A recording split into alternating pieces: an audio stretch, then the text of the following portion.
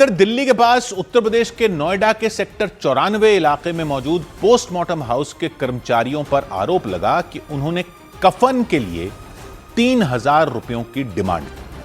आरोप यह भी है कि पैसे नहीं देने पर उन कर्मचारियों ने पोस्टमार्टम के बाद शव को उसी हाल में छोड़ दिया और दावा किया गया कि उसके बाद परिवार के लोग बाहर से कफन लेकर आए, उसमें शव को बांधने में जुट गए। पोस्टमार्टम हाउस में मौजूद कर्मचारियों ने उनकी कोई मदद नहीं की।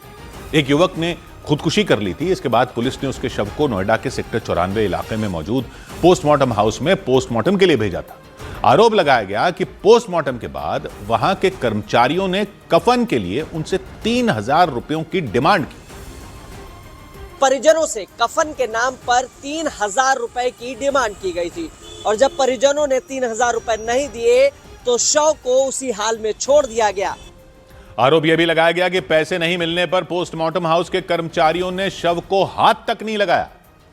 इसके बाद मजबूरी में परिवार के लोगों ने खुद ही शव को कफन में बांधना शुरू किया।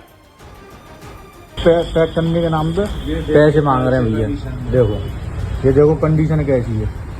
देखो ऐसी खाली बॉडी करके दे दिए ना, कपड़े में पैक करिए ना, कुछ करा है। इस घटना को लेकर न्यूज 18 की टीम ने चीफ मेडिकल ऑफिसर से बात की। उन्होंने बताया कि पोस्टमार्टम के बाद शव को कफन में बांध कर दिया जाता है, उसके कोई पैसे नहीं लिए जाते। ये जो कफन है जब पोस्टमार्टम हो जाता है उसके बाद ये खरीदना पड़ता है, ये स्वास्थ्य विभाग देता है? नहीं, स्वास्थ्य विभाग इसको पैक करके उनको देता है।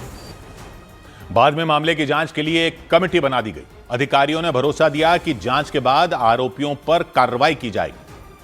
सौ बात की एक बात यह कि एक होती है हद और एक होती है हद को भी पार कर जाना। बेगैरत सरकारी कर्मचारियों की हद पता नहीं क्या होती।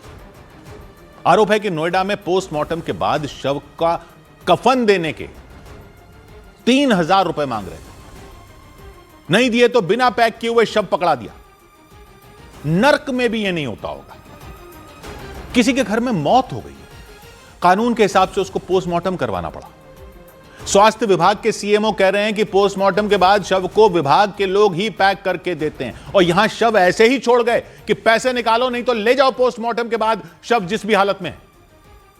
आरोप है 3,000 रुपए मांग रहे थे। सोचिए एक परिवार पोस्टमार्टम हाउस में किस हालत में होता है कि पता नहीं शव के साथ पोस्टमार्टम में ही पता नहीं क्या क्या किया गया होगा, वही समझ में नहीं आता परिवार को। तो उसके बाद सफेद कपड़े में सिल कर देते हैं शव को पैक करके, ताकि मृत्यु के बाद की एक मर्यादा बनी रहे। कोई गरीब हो, अमीर हो, छोटा हो, बड़ा हो, किसी भी वर्ग का हो, किसी भी जाति का हो, मृत्यु के बाद इतनी तो मान मर्यादा रख लो। सरकारी कर्मचारी हो, इसी की तनख्वाह लेते हो, यहां भी बख्शीश मांग रहे हो। अरे बेगैरत से बेगैरत लोग भी खुशी में ही मांगते हैं।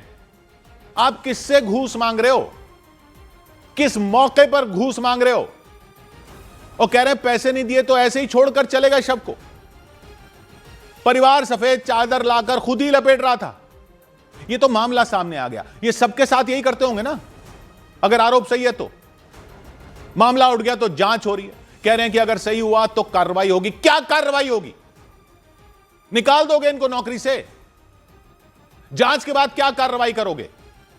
ऐसे कफन चोर, बेशर्मों, निर्लज्ज उचक्कों की नौकरी कैसे बनी रह सकती है?